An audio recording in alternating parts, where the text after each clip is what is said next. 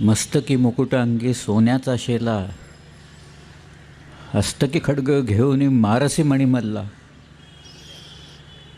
कैलासाची प्रतिमा जेजुरीचा किल्ला, बैसोनिया रक्षसी दक्षिणाचा इल्ला.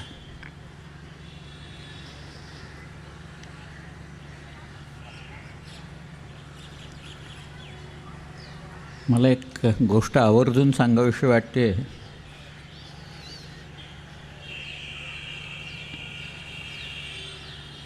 सावरकरांनी मॅझिनीच्या पुस्तकाचा मराठी अनुवाद केला. तो मुद्दामून केला आहे. जोसेफ मॅझिनी हा इटालियन क्रांतिकारक होता आणि त्यांनी राष्ट्राच्या स्वातंत्र्यासाठी काय करायचं, गनिमी काव्यानं लढाई कशी खेळायची हे तर सांगितलंच, परंतु स्वातंत्र्य मिळाल्यावर काय करायचं याही गोष्टी त्यांनी सांगितल्या आणि त्या महत्त्वाच्या आहेत. आज मॅझिनी म्हणाला होता, हातात शस्त्र नसलं तरी चालेल, बंदुका नसल्या तरी चालतील, तलवारी नसल्या तरी चालतील, दंडुका असेल तर दंडुका घेऊन शत्रूविरुद्ध उभं राहायचं. शत्रू म्हणजे त्यांचे त्यावेळेला ऑस्ट्रियन्स होते.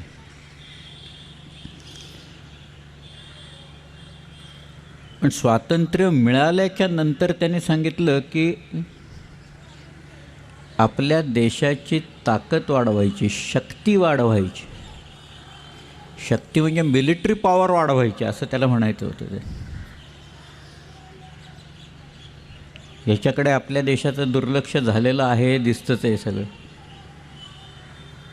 की आमच्या आर्मीचे चीफ ऑफ स्टाफ टी व्हीवर सांगतायत की जर का आता चीन आणखी पाकिस्तानने हल्ला केला आपल्यावर तर त्यांच्यावर गोळ्या झाडायला आमच्याकडे गोळ्या शिल्लक नाहीत, असं टी व्हीवर सांगताना मी स्वतः ऐकलेलं आहे. ही या देशाची शक्ती आहे, जी वाढवायला पाहिजे होती ती वाढत नाही. इथं ज्या ॲम्युनिशनच्या फॅक्टरीज आहेत त्या फॅक्टरीला नेमकी आग कशी लागते तुम्ही बघा. राजस्थानमधल्या आणि आत्ता एक आठवड्यापूर्वीसुद्धा एका फॅक्टरीला आग लागली. म्हणजे इथे ॲम्युनिशन आपलं जाळायचं की ते वापरता येऊ नये. पण तिसरी गोष्ट जी मॅझिनीने सांगितलेली होती की देशात ऐक्य निर्माण करा म्हणून, तेही करणं आपल्याला जमलं नाही. आज इतक्या वर्षानंतर आज देशात ऐक्य असं काही नाही. दिल्लीत एका मुलीवर 4 नराधम बलात्कार करतात आणि दिल्लीच्या आसपास फक्त काही तरुण मंडळी एकत्र येऊन त्याच्याविरुद्ध आंदोलन करतात,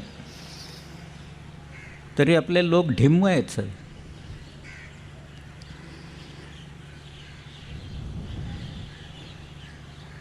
ऐक्य कसं काय वाढणार? मला आठवत आहेत चर्चिलचे बोल. विन्स्टन चर्चिल म्हणाला होता की तुम्ही या लोकांना स्वातंत्र्य देऊ नका. स्वातंत्र्य म्हणजे काय हे यांना माहिती नाही आहे. These are the main of straw असं म्हणाला होता. तो म्हणाला it's not nation, it's only population. आज इतक्या वर्षानंतर चर्चिलचे बोल खरे होत आहेत हे आपल्याला दिसतंय. एखाद्या द्रष्ट्या माणसाने आपल्याला स्वातंत्र्य द्यायच्या आधी सांगितलेले बोल हे इतक्या वर्षानंतरही अजून लागू पडत आहेत.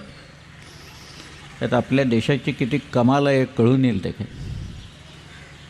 शिवाजी राजांनी इथे एक पायंडा जो पाडून दिला की स्वराज्य तर निर्माण केलं,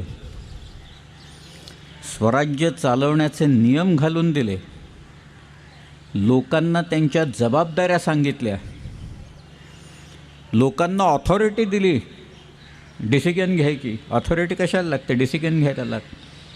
ती ऑथॉरिटी शिवाजीराजांनी या लोकांना घालून दिली. इथं त्यांनी ताकद निर्माण केली. 2 लक्ष पदाती म्हणजे पायदळच 2 लाखाचं होतं आणि 1 लाखाचं घोडदळ होतं महाराजांचं.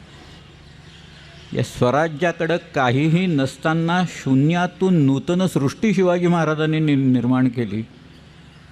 की परत सावरकरांचं एक वाक्य आहे की तुम्ही हे जर का असं केलं आणि इथं आमच्या तरुणी रस्त्यातनं बूट वाजवत खाडखाड जेव्हा संचलन करायला लागतील तेव्हा या देशाकडं वक्रदृष्टी करून पाहायची हिंमत कोणाची होणार नाही. हे सगळं विसरून जातो आपण.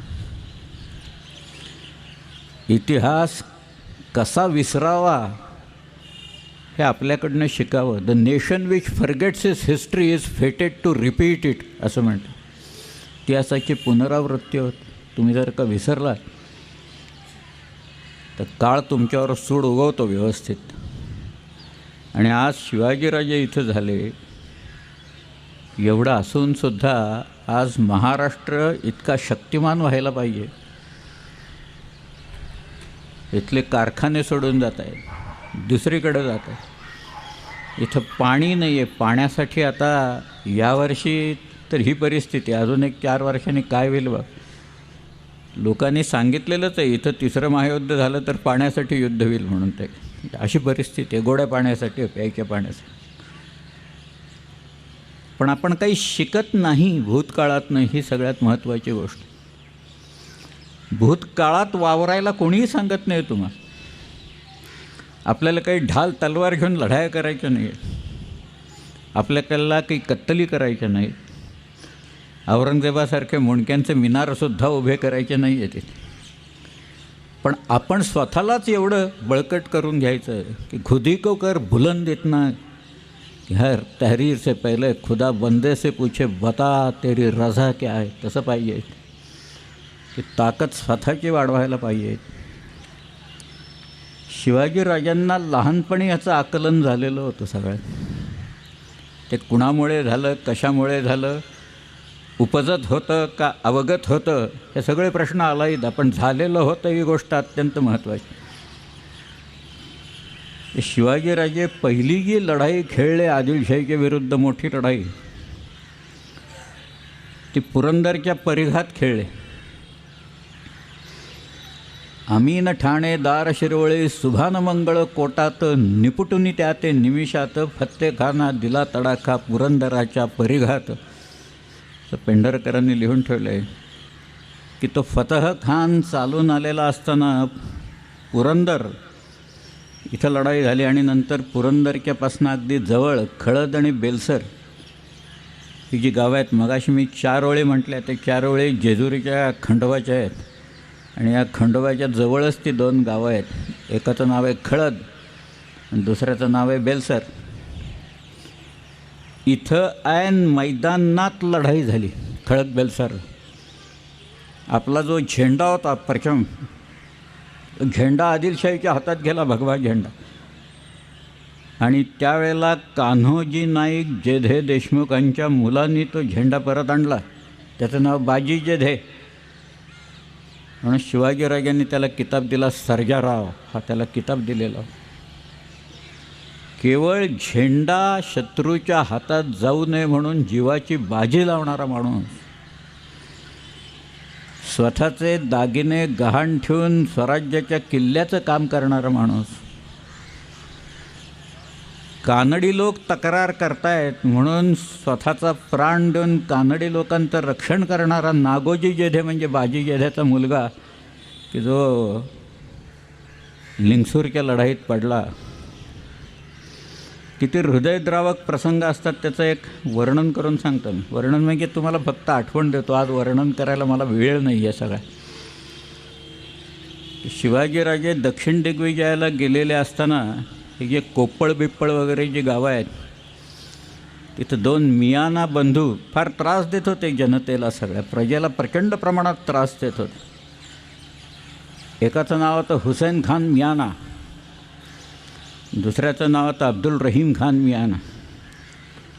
ती सगळी कानडी जनता शिवाजी महाराजांच्याकडं आली.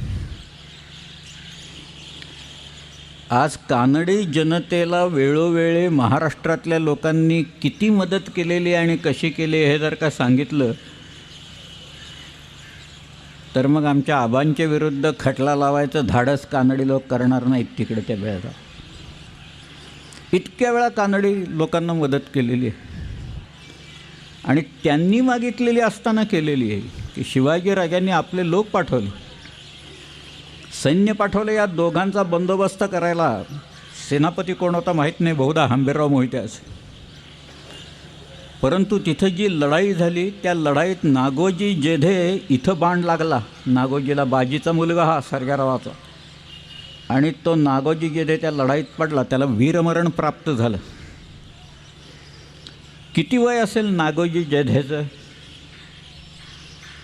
नागोजी मृत्यू पावला तेव्हा त्याचं वय असेल साधारण 18 ते 19 वर्षांचं. त्याचं लग्न झालेलं होतं आणि त्या लग्न लहानपणीच होत. त्याची जी बायको होती तिचं वय असेल 13 किंवा 14 वर्षाचं. त्या मुलीचं नाव गोदूबाई. तिला लग्न म्हणजे काय हे सुद्धा कदाचित कल्पना नसेल गोदूबाईला. पण आपला नवरा तिथं पडला, त्याला वीरमरण प्राप्त झालं हे कळल्याच्यानंतर गोदूबाई सती गेली कारीला.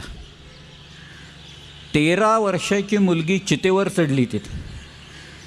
तिचं वृंदावन, सतीचं वृंदावन कारी नावाचं जे जेध्यांचं गाव आहे तिथं आहे.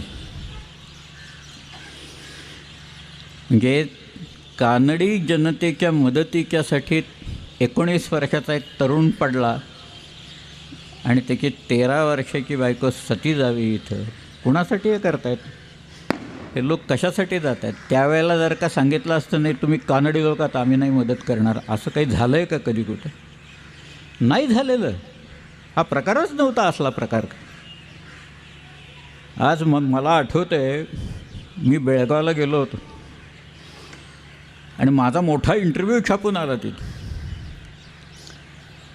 त्या रिपोर्टरने माझा ज्या वेळेला इंटरव्ह्यू घेतला तेव्हा त्याने विचारलं की इथं राजहंस गड नावाचा किल्ला आहे तो फोडतायत, आता इथलेच लोक फोडतायत सगळे. त्याला आर्किओलॉजी विरोध करत नाही बरं का. आर्किओलॉजिकल सर्वे ऑफ इंडिया नावाचं एक आपल्या सरकारचं खातं असं आहे की जे मूळ ब्रिटिशांनी काढलेलं होतं की तुमच्या इमारती उभ्या करायच्या नाहीत, आम्ही तुम्हाला त्या करून देणार नाही आणि आम्ही काही करणार नाही. मुळात ह्याच्यासाठीच ते डिपार्टमेंट काढलेलं आणि आता त्याच्यावर बोट ठेवून आमच्या इमारती बांधून देत नाही. राजगड आणि रायगडसारखे किल्ले 17व्या शतकात जसे होते तसे उभे करायला पाहिजे. तीच खरी शिवाजीराजांना श्रद्धांजली होईल. 2 राजधान्या त्यांच्या जगात.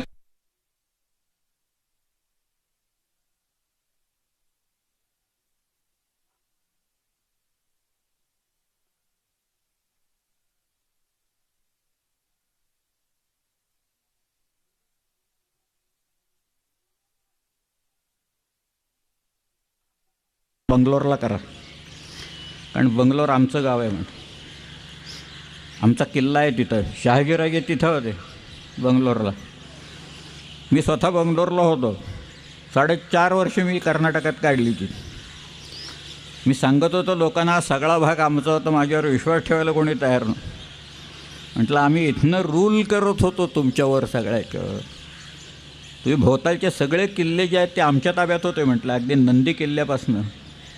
किती किल्ले असं आहेत तिथं. आत्ता बंगलोरचं नवीन एअरपोर्ट आहे देवनहळ्ळी, तिथे एक किल्ला आहे. टिपू सुलतानाचा जन्म त्या किल्ल्यात झाला आहे. मी राहत होतो तिथनं 16 किलोमीटरवर एक किल्ला होता, त्याचं नाव बुधीकोटा. तिथं हैदर अलीचा जन्म झाला होता. हे मला माहिती आहे, त्या लोकांना माहीत नव्हतं काही ते. पण शिवाजीराजे स्वतः गेलेले असताना कानडी जनतेला तुम्ही कानडी आहात म्हणून मी मदत करणार नाही असं म्हणाले नाहीत. मदत केली त्याने. आज मात्र परिस्थिती बघा काय आहे. राज्यांच्या सीमावर काय चाललं आहे, भारताच्या सीमेवर काय चाललं आहे तर बोलायलाच नको. परंतु राज्यांच्या सीमावर सुद्धा काय चाललेलं आहे आणि मग कसं काय ऐक्य आपण निर्माण करणार या देशात, कशी काय शक्ती देशाची वाढवणार. एक पायंडा महाराजांनी इथं घालून दिलेला असताना त्याच्याकडे पूर्ण दुर्लक्ष करणे, फक्त त्यांच्या नावाचा उपयोग करणे हा चालला आहे. फतहखानाशी जी लढाई झाली त्याच्यात लढाईत पडल्या, मैदानात लढाई झाली. कोण म्हणतं शिवाजीराजे मैदानात लढाई खेळले नाहीत? पहिली लढाई मैदानात खेळले. मोठा पराभव झाला फतह खानाचा तिथे. पण त्याही वेळेला एखादा माणूस प्रत्येक गोष्टीतनं शिकत कसा जातो त्याचा एक पायंडा महाराजांनी पाडून दिला. तुम्ही शिरवळ गाव पाहिलं असेल सगळे. एका ताम्रपटात त्याचा उल्लेख श्रीवलय असा आलेला आहे. एक माझी थेअरी मी मांडली होती मागं. मला फक्त एकच पुरावा श्रीवलयचा मिळाला. परंतु मला लोक विचारतात मावळ म्हणजे काय. काही लोकांनी सांगितलं मावळतीकडचा भाग म्हणून मावळ. अरे म्हटलं मावळतीला उभं राहिलं तर पलीकडं अजून आहेच की मावळती. मावळती संपणारच नाही आहे इथं, मग मावळ कशाला म्हणायचं.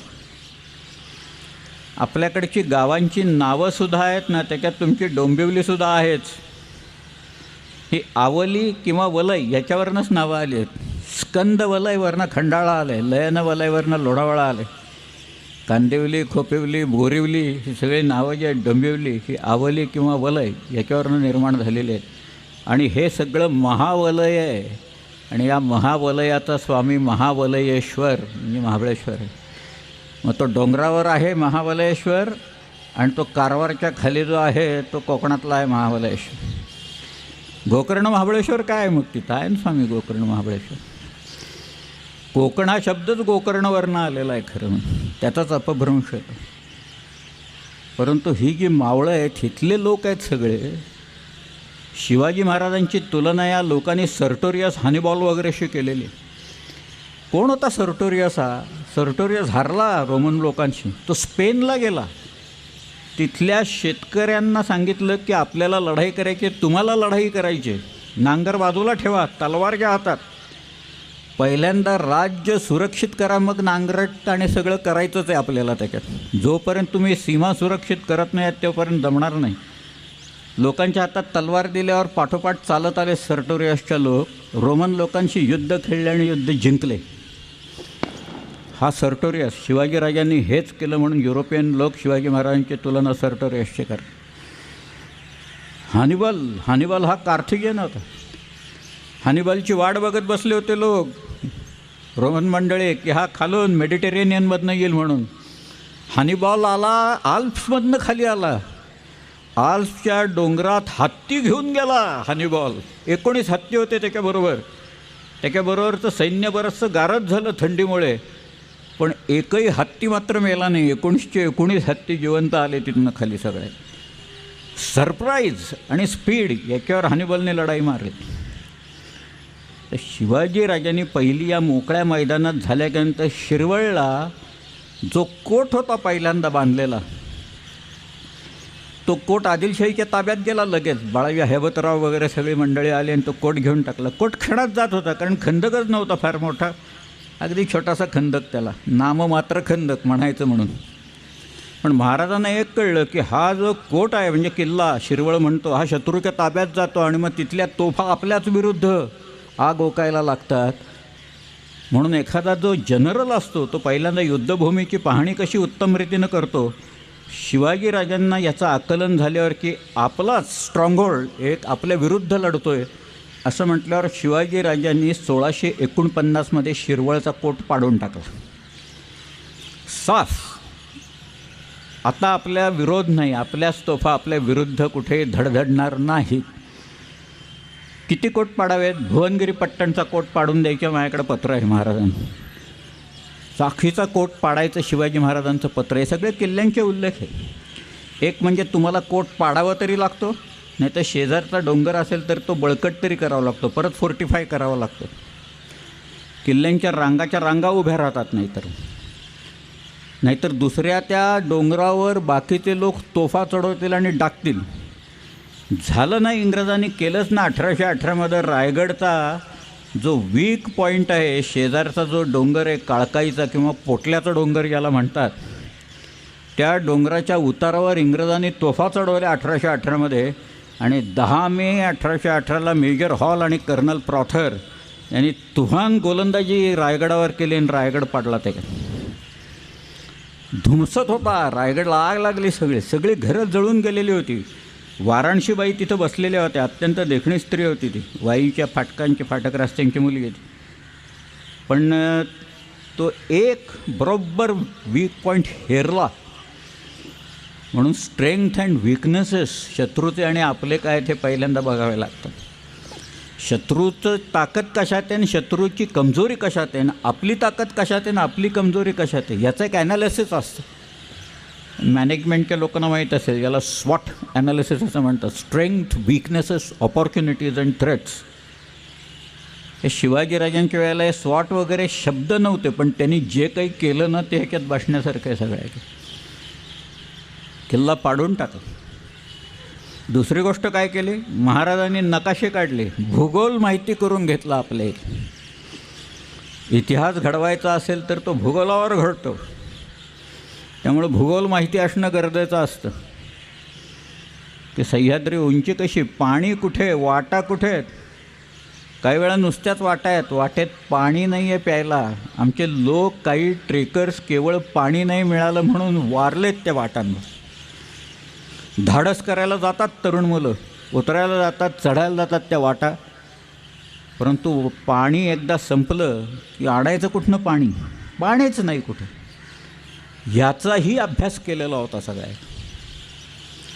आणि म्हणून चंद्ररावाच्या वेळेला हा जो चंद्रराव हा एक किताब आहे मोऱ्यांना मिळाले. तिथला जो पहिला दौलतराव वारल्याच्या नंतर तो जो मुलगा होता त्याचं नाव यशवंतराव, तो आणि त्याची आई महाराजांच्याकडे आले आणि ती बाई म्हणाली, माझेच आप्त मला त्रास देत आहेत. तिथेच नातेवाईक त्रास देत होते जावळीच्या तिथे. जावळी जागाच अशी आहे की त्या शिवभारतात म्हटलं की जावळी ज्याच्या हातात त्याच्या हातात कोकण, असं काही नाही आहे म्हणा. परंतु जावळी आहे की वरती महाबळेश्वरकडे जाता येतं, जोर खोऱ्याकडे जाता येतं, तिथनं जांभूळ खोऱ्याकडे जाता येतं, रायगडाकडे तिथनं जाता येतं आणि मग पारच्या घाटातनं खाली कोकणात पार उतरता येतं. किंवा अगदी पलीकडं चतुर्बेट वगैरे वरनं मकरंदगडाच्या हितनं खाली कोकणात उतरता येत. अशा अनेक वाटा आहेत. जावळी फारच विलक्षण जागा आहे.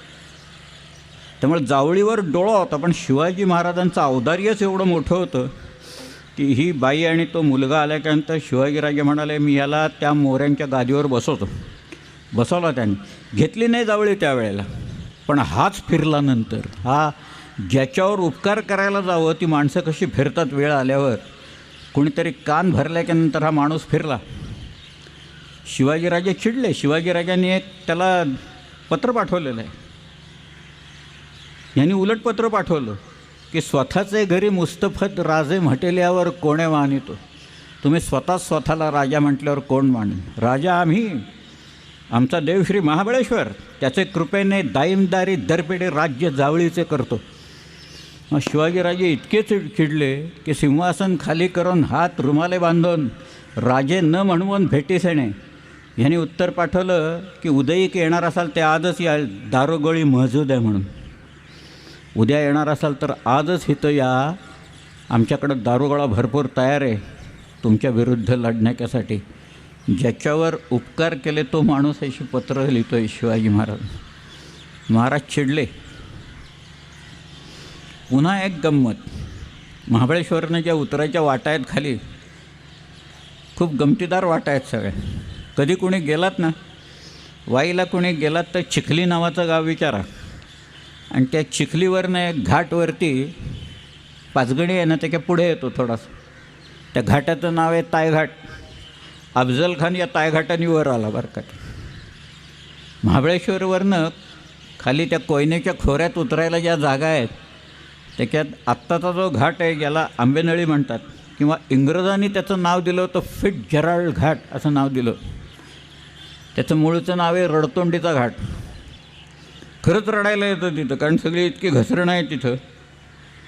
आपल्याकडं संस्कृत नावं द्यायची पद्धत आहे, म्हणजे मूळ नावं मराठी असतात ती संस्कृताईच करायची. म्हणून शिवकाव्य नावाच्या एका त्या काव्यात संकर्षण सकळकळ्यांनी त्याला अश्रुमुखीचा घाट म्हटले, म्हणजे रडतोंडीचाच घाट वर अश्रुमुखी.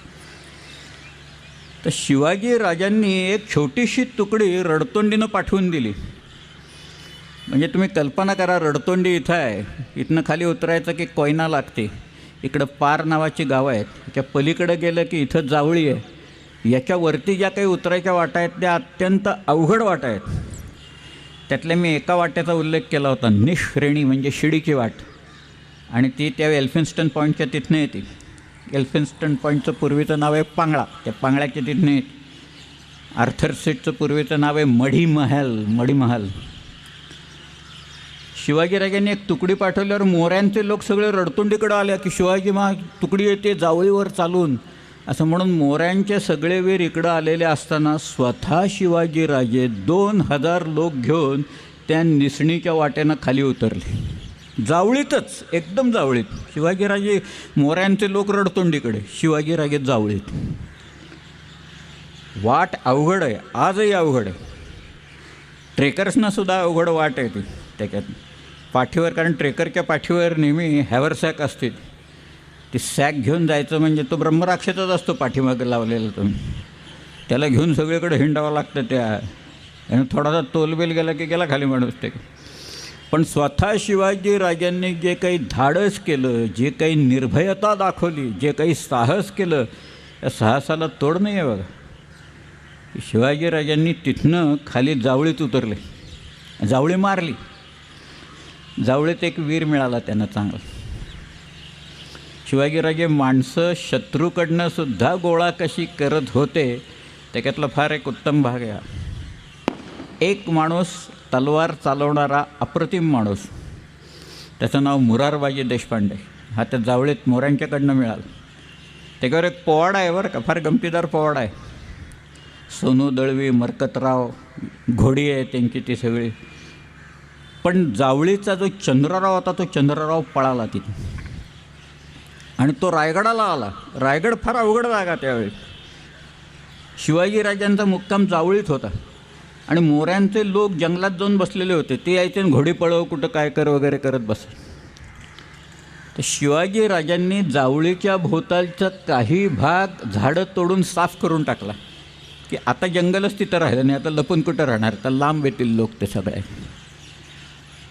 पण शिवाजीराजे काही काळ तिथं होते आणि मग ते म्हणाले ह्या चंद्ररावाचा कायमचाच बंदोबस्त करून टाकू, चला म्हणाले. म्हणून शिवाजीराजे रायगडला आले.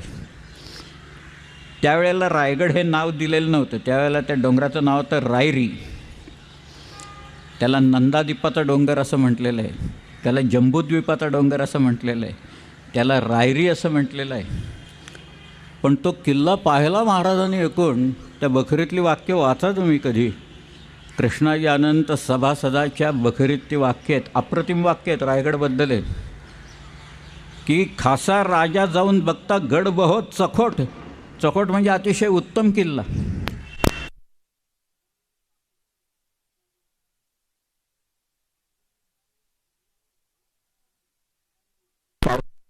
इतका कातळ कडा कोरलेला आहे सगळ्या ह्याच्यात. पृथ्वीवर देवगिरी हा चखोटगड खरा, तोही उत्तम आहे देवगिरीचा किल्ला, पण त्याचेपेक्षा दशगुणी उंच असा तो दुर्ग पाहून राजे संतुष्ट झाले आणि बोलिले तख्ता जागा हाच गड करावा. जर का करायचं असेल तर इथंच आपलं सिंहासन केलं पाहिजे रायगडवर. रायगड असा आहे, तो फार विलक्षण आहे रायगड. रायगड की जी तटबंदी आहे, अत्यल्प तटबंदी, गरजच नाही, सगळीकडं कडेच आहेत.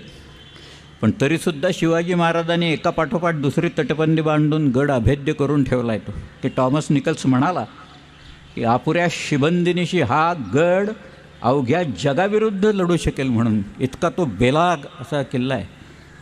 शेवटी चंद्रराव सापडला. त्याचा पत्रव्यवहार आदिलशहाच्याकडं असताना, तो करत असताना सापडला. त्याला मारला. त्याची 2 मुलं होती, त्यातल्या दोघांना पुण्याला नेऊन निमजग्याजवळ मारा म्हणून सांगितलं होतं. त्यातला एक पळाला आणि एक वाचला. बाजी आणि कृष्णाजी अशी त्याला 2 मुलं होती. त्यातल्या एकाला मारला आणि मग एक पळून गेला त्यात. पण जावळी हातात आली ही फार महत्त्वाची गोष्ट आहे सगळ्यात. की जावळी शिवाजीराजांनी घेतली. ही कशासाठी घेतली?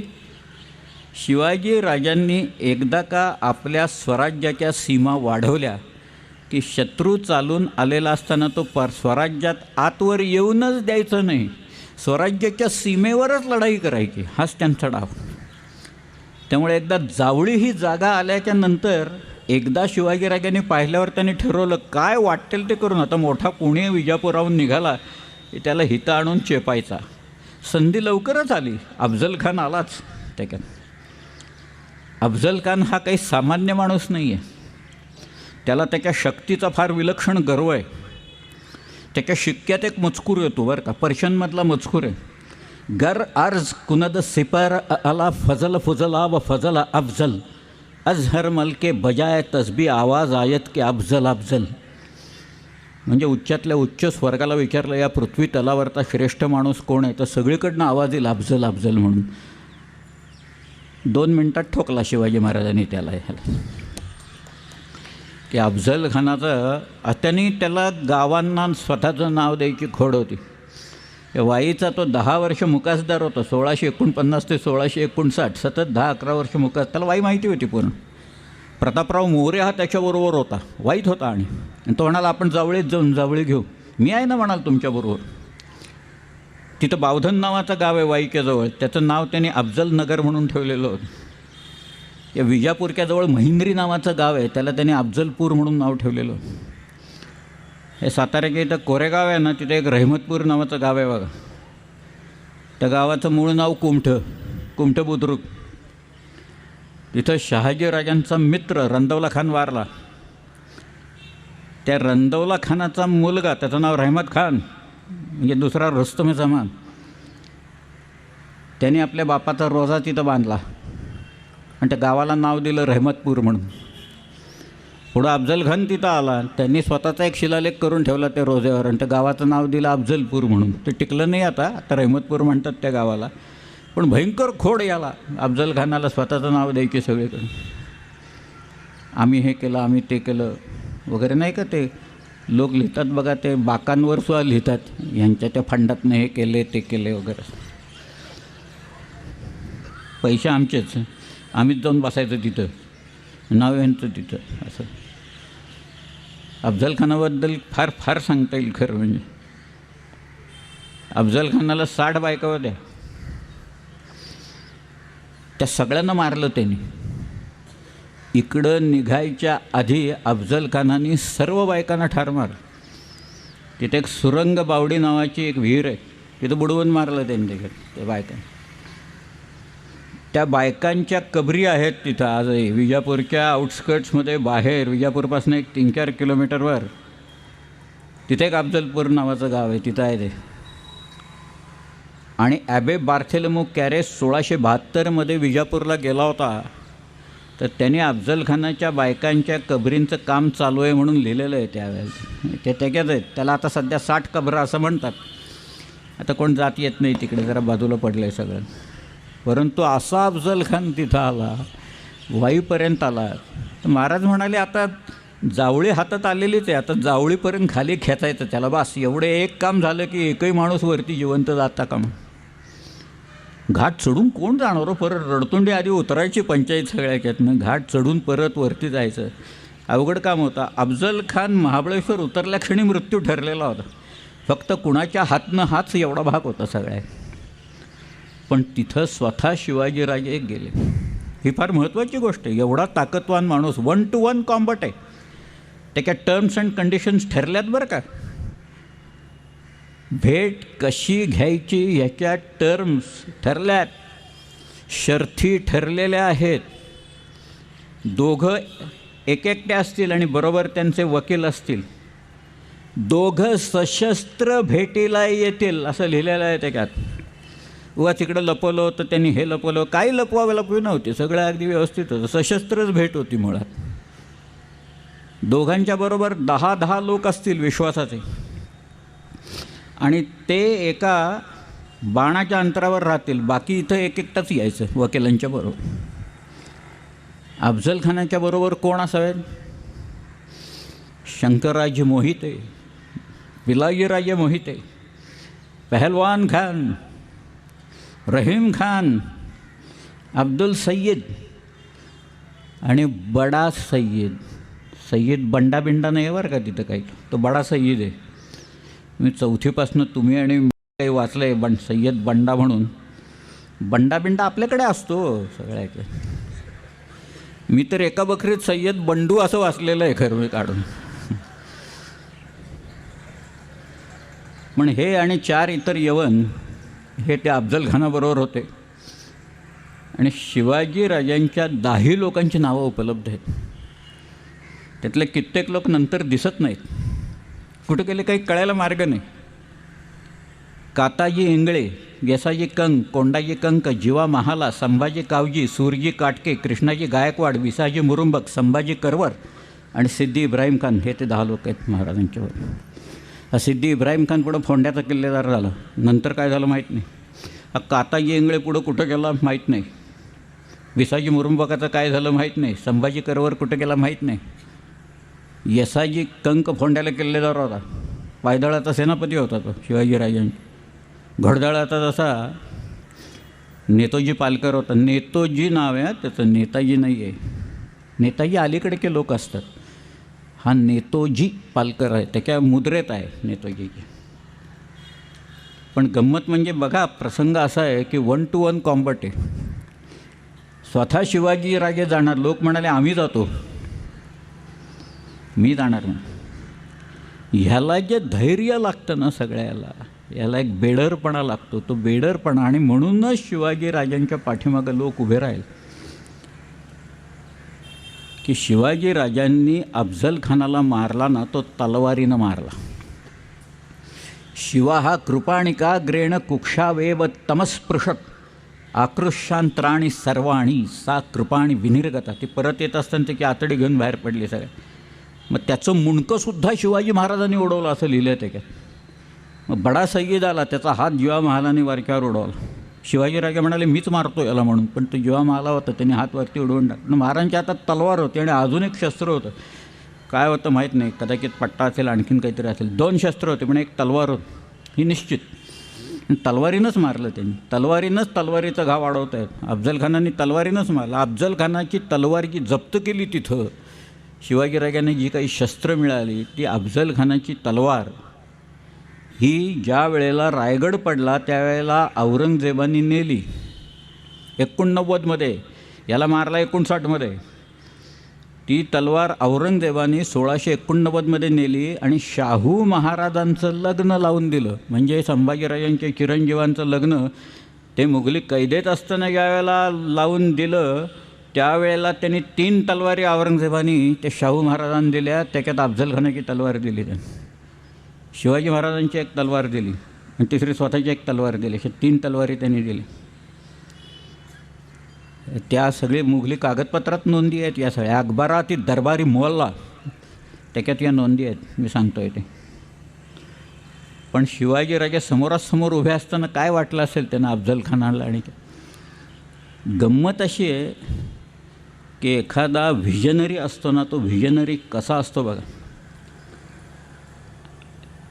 एखाद्या उत्तम जनरल असतो, त्याला तो भूगोल माहिती पाहिजे हे तर खरंच आहे, परंतु ग्रँड स्ट्रॅटेजी, आता सध्या ग्रँड स्ट्रॅटेजी असते ना, ती दिल्लीत ठरवतात. आणि स्ट्रॅटेजी आणि टॅक्टिक्स, मग स्ट्रॅटेजी आपल्या तो कोण फील्ड मार्शल आणि चीफ ऑफ स्टाफ ह्यांना कळवली जाते आणि ॲक्च्युली टॅक्टिक्स मैदानावर तो कॅप्टन असतो, तो बघत असतो सगळं. शिवाजीराजांचं तसं नाही आहे. ग्रँड स्ट्रॅटेजी यांनीच ठरवायची, स्ट्रॅटेजी यांनीच ठरवायची, टॅक्टिक्सही यांनीच ठरवायच्या सगळ्या. पण शिवाजीराजे या बाबतीत इतके पारंगत आणि तरबेज होते की युद्धशास्त्र त्यांनी सन झू वाचला होता की नाही मला माहीत नाही, आणि नसेलच अर्थात, काही प्रिंटच झालेलं नव्हतं. आर्ट ऑफ वॉर म्हणून पुस्तक आहे त्याचं, इसवी सनापूर्वी लिहिलेलं. चायनीज हा मिलिटरी मॅन सन झू, त्याची 13 प्रिन्सिपल्स आहेत, ते सगळे शिवाजीराजांनी तशी काय तशी वापरलेली आहेत. 13 प्रिन्सिपल्स ऑफ वॉर. ऑटोवॉन क्लॉस्विच म्हणून होतं, तर क्लॉस्विकचं ऑन वॉर म्हणून पुस्तक आहे तेव्हा. माओ झे डंग म्हणजे माओ त्से तुंग आपण ज्याला म्हणतो, त्याचं पुस्तक आहे ऑन वॉर म्हणून. हे पुस्तकं वाचले की आपल्याला कळेल एखादा जनरलला अभ्यास काय करावा लागतो आणि कसा करावा लागतो, करेज कसं असतं आणि काय असतं. 12 अमावस्या एका वेळेला गराडा घालत असताना तुमचं मन खंबीर आणि शांत कसं पाहिजे त्याचा पायंडा या लोकांनी घालून दिलेला आहे. मी फील्ड मार्शल रोमेलचं उदाहरण सांगतो की रोमेल बसलेला होता एका ठिकाणी, त्याच्या शेजारी अजून एक जनरल होता आणि तो घाबरत होता कारण इतका तोफांचा आणि बंदुकीचा मारा चालला होता. तर रोमेलनी त्याच्याकडे पाहिलं तर तो चुळबुळ करत होता, पळून जायच्या तयारीत होता दुसरा जनरल. तो रोमेल म्हणाला घाबरू नको, इथं एकही गोळी येणार नाही. लोकांनी जे काही सांगितलं, नेपोलियन जे काही म्हणायचं आहे की मला मारणारी गोळी अजून जन्मालाच आलेली नाही आहे, तद्वत होतं याचं. निर्भयता हा पहिला भाग आहे सगळं. शिवाजीराजांनी जे मुळात अफजल खानाला मारलं इथपर्यंत ठीक आहे, पण त्यांनी आदिलशाहीचा भाग जो आहे सगळा, की ज्या वेळेला अफजल खान शिवाजी महाराजांना पकडून घेऊन येणार असं सगळीकडं वातावरण आहे की अफजल खानाची ताकद फार मोठी आहे. आता तो शिवाजी महाराजांना मारणार का घेऊन येणार एवढंच फक्त बघायचं आहे. असे सगळे गाफील लोक असताना शिवाजी राजाने सांगितलं की आता वेळ घालवायचा नाही, आता आदिलशाहीत घुसायचं. म्हणून एक दोरोजी नावाचा त्यांचा माणूस होता, तो कोकणात घुसला. तो पहिल्यांदा दाभोळला गेला, तिथनं पार राजापूरपर्यंत गेला. नेतोजी पालकरला दुसरा सोडला एक त्रिशूळासारखा. नेतोजी पालकर तर विजापूरच्या जवळ गेला, अगदी तिकोटं बिकोटं वगैरे जाऊन लुटलं त्यांनी सगळं तिकडं. स्वतः शिवाजीराजे निघाले आणि मिरजेला वेढा घालून बसले. हे 3 जण असे गेले की आदिलशाहीला चाप लावला. तुम्ही कल्पना करा की शिवाजीराजांना नंतर पन्हाळा घेता आलेला नव्हता. 1000 लोक पडले होते त्यांचे. 10 नोव्हेंबर 1659 गुरुवार मार्गशीर्ष शुद्ध सप्तमी या दिवशी अफजल खानाला मारल्याच्या नंतर शिवाजी महाराजांच्या ताब्यात पन्हाळा किती दिवसात आला असेल? 18 दिवसात पन्हाळ्यापर्यंतचा मुलूक, किल्ले आणि पन्हाळा किल्ला ताब्यात आला. 18 दिवस आहेत फक्त. 28 तारखेला हे सगळे ताब्यात आले किल्ले. हीच ग्रँड स्ट्रॅटेजी आहे. ग्रँड स्ट्रॅटेजी आदिलशाहीचा मुलूक जितका लवकर मारता येईल, कारण पन्हाळ्याचे इथं लोक गाफील होते आदिलशाहीचे. खाली गलबाला झाला, सैन्य आलं. कुणाचं सैन्य आहे? ते म्हणाले शिवाजी महाराजांचं सैन्य. म्हणाले आमचे अफजल खान कुठे आहेत? ते म्हणाले अफजल खान वर, शिवाजी महाराज खाली आलेत. हे देऊन टाका म्हणाले किल्ला पहिल्यांदा या सगळ्यांनी. अशा केवळ दहशतीखाली किल्ले आले, तर लढाया झाल्याच नाहीत. पण हीच तर स्ट्रॅटेजी होती. एखादी स्ट्रॅटेजी की लोक गाफील आहेत, याचा फायदा आपण ताबडतोब घेतला पाहिजे आणि सरप्राईज अटॅक्स केले पाहिजेत. त्यामुळे मुलूक वाढला. पुढची लढाई शिवाजीराजे कुठं खेळले? कोल्हापूरला खेळले. लढाई झालीच नाही. रुस्तुमे जमा आला होता, त्यांनी कोण लोक कुठं कुठं ठेवले, डिप्लॉय केले, आणि शिवाजी महाराजांनी त्यांच्यासमोर आपले कुठले लोक ठेवलेले होते हे सगळं दिलं आहे कवींद्र परमानंदांनी. फक्त पळ पहिल्यांदा कुणी काढायचा आदिलशाहीतल्या सेनेने एवढंच राहिलेलं होतं त्याच्यात. तो स्वतः रुस्तुमे जमानच पहिल्यांदा पळत सुटला तिकडून. लढाई बिडाई काही झाली नाही त्या सगळ्यात. तुम्ही कल्पना करा जरब किती बसली असेल. अफजल खानाला शिवाजीराजांनी एकांगी करून मारलं आहे की जरब काय झाले. आणि मग ज्या काही अफवा सगळ्या सुरू झाल्या की याला हरक्युलिसची ताकद आहे, हा एका वेळेला सगळीकडे असतो, याला पंखच आहे, त्याला उडता येतं, याला गुप्त होता येतं, सगळ्या ह्याच्यातनं अशा ज्या प्रॉपगँडा झाला. आणि तो तसाच ठेवला होता महाराजांनी. तो काही डिस्टर्ब करायचं त्यांनी काही कारण होऊ दे म्हणाले. तसंच काही झालं. पोर्चुगीज लोक म्हणत आहेत भारतात कुठेही लढाई जर का झाली तर त्याचा सूत्रधार शिवाजी आहे म्हणून. इथपर्यंत लोक गेले. पोर्चुगीज लोक म्हणत आहेत या सगळ्याच्या. तुम्ही कल्पना करा काय झालं असेल. म्हणजे सगळे लोक पहिल्यांदा तिथं चिलमी पेटवून बसलेले असतील की आता अफजल खान येणार असं करत बसलेले सगळे असं करत. ते म्हणाले अरे शिवाजी खाली देऊन टाका म्हणाले घाबरून. पुढं विशाळगड आला पुढचा. पन्हाळ्यावर शिवाजीराजे थांबले. बघा आत येऊन दिलं नाही नंतर कोणाला. कोल्हापूरला लढाई खेळली. शिवाजीराजे पन्हाळ्याला जाऊन थांबले. पन्हाळा ते विशाळा आणि विशाळगडवरनं आले. अजून एक सांगतो आता. आणि ह्या गोष्टी तुम्हाला जे काही या चरित्रात वगैरे लोक लिहित नाहीत. शिवाजीराजे जिजाऊ साहेबांना राजगडावर भेटून प्रतापगडला गेले ना, ते साधारण सप्टेंबर 1659 गेले. बघा सप्टेंबर 1659 राजगडावर जिजाऊ साहेबांना भेटून शिवाजीराजे प्रतापगडावर आले. प्रतापगडावरनं ते लगेच पुढे आले. आता अफजल खानाला मारल्याच्या नंतर महाराजांनी ताबडतोब जाऊन आईला सांगायला नको होतं का तुम्ही सांगितलं आऊसाहेब मातोश्रीसाहेब म्हणून मारला आम्ही. साखरा वाटा, हत्तीवरनं साखरा वाटा, भांड्यांचे आवाज करा, म्हणजे तोफांचे आवाज करा. नाही, शिवाजीराजे गेले सीमेवर. पन्हाळ्यात अडकले. पन्हाळ्यातून सुटले, विशाळगडवर गेले. तो मसूद विशाळगडला वेढा घालायला लागला. शेवटी त्याचा पराभव झाला. तिथनं शिवाजीराजे आले आणि मग ज्या वेळेला भेटले मध्ये 1.25 वर्ष गेलेलं होतं. तुम्ही कल्पना करा काय. आई आणखी मुलगा हे जे स्वराज्य सांभाळत आहेत हे दोघंजणं 1.25 वर्षानंतर भेटलेले आहेत सगळ्यात. महाराजांना वाटलं नसेल किंवा आऊसाहेबांना वाटलं नसेल की ह्यांनी माझ्या मुलांनी काय पराक्रम केला, थोर पराक्रम केला की भेटावं आपलं त्याला. आणि महाराजांनाही वाटलं असेल काय पराक्रम केला ते जाऊन दाखवावं, आऊसाहेबांना सांगावं. नाही, स्वराज्यवृद्धी, राज्याची वृद्धी, राज्याच्या सीमा बळकट करणे, राज्याचा विस्तार करणे आणि युद्ध खेळायचं तर ते सीमेवर खेळणे, यासाठी हे सगळं शिवाजीराजांनी हा पायंडा दाखवून. तुम्हाला अजून एक सांगतो, मी पहिल्या दिवसापासून छोटे छोटे धक्के देत चाललो आहे. काल जरा थोडेसे जास्तीच बसले असतील कदाचित, परंतु शिवाजीराजे पन्हाळ्यावरनं निघाले त्या दिवशी तारीख होती 12 जुलै 1660 आणि विशाळगडला पोचले. मध्ये काहीही झालं नाही. विशाळगडच्या पायथ्याची लढाई झाली थोडीशी, काही नाही. ते घोडखिंड बिडखिंड वगैरे असला प्रकार काही नाही आहे, काहीही नाही आहे कुठेही. अस्सल कागद म्हणत नाहीत, शिवभारत म्हणत नाही. बांदलांचे सगळे लोक होते. बांदलांचा जो देशमुख होता रायाजी वयानं लहान होता आणि सगळा कारभार बाजीप्रभू बघत होता. आणि हे सर्व लोक 600 लोक बांदलांचे हे पहिल्यांदा विशाळगडावर होते. आणि ज्या वेळेला सिद्धी जोहर वेढा घालायला येतो असं म्हणताना महाराजांनी पन्हाळ्याच्या बेहबुदीकरता म्हणजे मजबूतीकरता हे सगळे लोक विशाळगडावरनं पन्हाळगडावर बोलवले. यांना पन्हाळा ते विशाळा रस्ता माहीत होता, विशाळगड ते पन्हाळगड रस्ता माहीत होता. यांना तिथला सगळा भूगोल पाठ होता बाजीप्रभू आणि सगळ्यांना. त्यामुळं 600 बांदलांचे लोक हे महाराजांना घेऊन 21 तासात 64 किलोमीटरचं अंतर करून विशाळगडला पोचले. अंतर दिलेली आहेत, योजनात दिलेली आहेत, प्रहरात दिलेत. 7 प्रहरात शिवाजीराजे पोचले म्हणून दिले. 1 प्रहर म्हणजे 3 तास. 21 तासात महाराज पोचले तिथे. पण सिद्धी मसूद आला. सिद्धी मसूद म्हणजे जोहरचा जावई. आता जावयाने काहीतरी पराक्रम करून दाखवा म्हणून जोहरने त्याला पाठवून दिला. हा विशाळगडला वेढा घालायचा प्रयत्नाला लागला. आता म्हणाले पन्हाळ्याहून आपण विशाळगडला आलो आहे, आता इथं कुठं सापडायचं.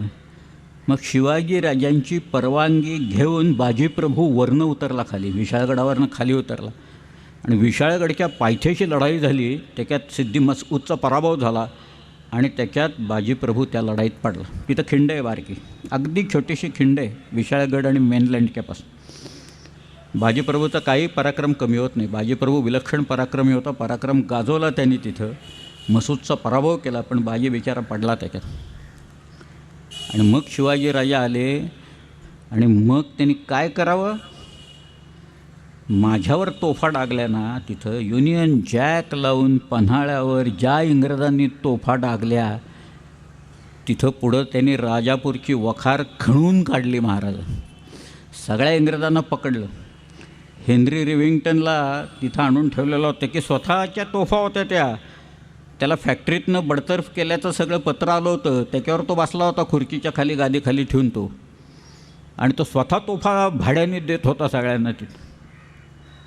पण त्यालासुद्धा असा काही अडकवला, पुढं 3 महिन्यात गारद झाला तो. परत सुरतेला वारला तो सगळं. मुगाच्या डाळीचे खिचडे खाऊन काय होणार शेवटी यांचं सगळे. तिथं वारला तो त्याच्यात. पण हे सगळं जे आहे ते काही सामान्य राजकारण नाही आहे. तुम्हाला एक दूरदृष्टी लागते, ताकद लागते, पण अंदाज लागतो शत्रूच्या ताकदीचा, आणखी त्याच्या कमकुवतपणा कुठे हे जोखण्याचा अंदाज त्याला पूर्णपणे असावा लागतो. त्यामुळं विशाळगडाची जी लढाई, पन्हाळगड, विशाळगड आणि प्रतापगड हे काही वेगवेगळ्या नाही आहेत. ही ग्रँड स्ट्रॅटेजीचा सगळा भाग येतो, शिवाजीराजांच्या ग्रँड स्ट्रॅटेजीज. एक्सपान्शन ही पहिली गोष्ट होती, पण एक्सपान्शन केल्यावर मजबूतीकरण करणं या सगळ्याचं ही फार मोठी गोष्ट आहे. माणसं चोख निवडायची. म्हणजे त्याच्यात लिहिलं आहे, जर का फितुरी झाल्याचा संशय आला तर माणसाला पकडायचं आणि गर्दन मारायची, गुन्हा साबित झाला तर गडोगडी मस्तक फिरवायचं, असं लिहिलेलंच आहे त्याच्यात. कोण करेल फितुरी त्याच्यात. पण विशाळगड, जावळी, त्याच्यानंतर हा सगळा मुलूक चतुर्बेटपर्यंत, मकरंदगडपर्यंत शिवाजी महाराजांना पूर्ण माहीत होता सगळ्या. तिथे एक कांदाट नावाची नदी वाहते, कांदाट खोरं म्हणतात त्याला. तर कांदाट खोऱ्याची मोरे मंडळीच आहेत बरीचशी. पण तो सुद्धा भाग शिवाजी महाराजांनी अफजलखानाच्या वेळेला दाबून ठेवलेला होता की लोक इकडून पळायला लागले तो चोपायचं त्यांना म्हणून. सर इतके सील करून ठेवलेल्या होत्या सगळ्या याच्यातून, कुठं जाता कामा नाही सगळ्या. अशा तो जो जनरल म्हणून जनरलकडं इन्फॉर्मेशन जी लागती, इनपुट्स लागतात ठरवायला, त्या इनपुटसाठी एक वेगळं खातं असतं आणि ते गुप्तचरांचं खातं असतं. आणि शिवाजीराजांचं गुप्तचरांचं खातं अत्यंत बळकट होतं. शिवाजीराजे हेर खात्यावर प्रचंड पैसे खर्च करतात. ते हेर त्यांना वेळेत बातमी आणून देतात आणि त्याच्यावर शिवाजीराजे आपले प्लॅन्स ठरवतात. हे सगळं दिले ते. शिवाजीराजांनी सुरत लुटली ना, सुरतेचा ब्लूप्रिंट यांनी आणलेला होता, सगळा अख्खा सुरतेचा ब्लूप्रिंट होता. पण शिवाजीराजांना यावं लागलं कारण शायस्ता खान आला. शायस्ता खानाच्या बरोबर 1,00,000 फौज होती. आमच्या स्वराज्याची सगळी फौज गोळा जरी केली ना तरी 40,000 झाली नसती त्यावेळेत. आणि हा येऊन बसला बादशाचा मामा, बादशाचा जैसा प्रतिमा असं लिहिलं आहे त्याच्यात त्यांनी, की हा येऊन बसला शायस्ता खाना किताब आहे. 3 वर्ष पुण्यात होता. एकच किल्ला घेतला त्यांनी, तो सुद्धा भुईकोट किल्ला पुण्याच्या जवळ असलेला चाकणचा घेतला त्यांनी. आणि बाकी काही घेच ना, मी जाईच ना, तो कुठेही जाईना. रोज आपलं मेजवान्या चालायच्या, नाचगाणी चालायची.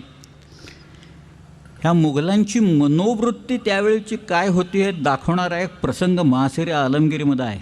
साकी मुस्तैद खानांनी लिहून ठेवलेला आहे. या शायस्ते खानांनी त्याच्या एका मुलीचं लग्न पुण्यात लावलं. त्या मुलीचं नाव परी बेगम. शाहिस्ते खानाची अजून एक बहीण होती, म्हणजे जशी फरजाना बेगम नावाची एक त्याची बहीण होती. हे फरजाना बेगमेचं लग्न जाफर खान वजीराशी झालेलं होतं. त्याला 2 मुलगे होते. एकाचं नाव होतं कामदार खान आणि दुसऱ्याचं नाव होतं नामदार खान. त्याच्यातल्या कामगार खानाशी परी बेगमेचं लग्न पुण्यात शाहिस्ते खानाने लावलं. जाफर खान लग्नाला आला होता बरं का मुद्दामून पुण्यात. वजीर औरंगजेबाचा हा मुद्दामून पुण्यात येऊन गेला, तिथं कसब्यात लाल महालाच्या जवळ. पुण्याला 3 दिवस सुट्टी देऊन टाकली होती त्यांनी. आणि हा हालेच ना, मेजवान्या चालू आहेत.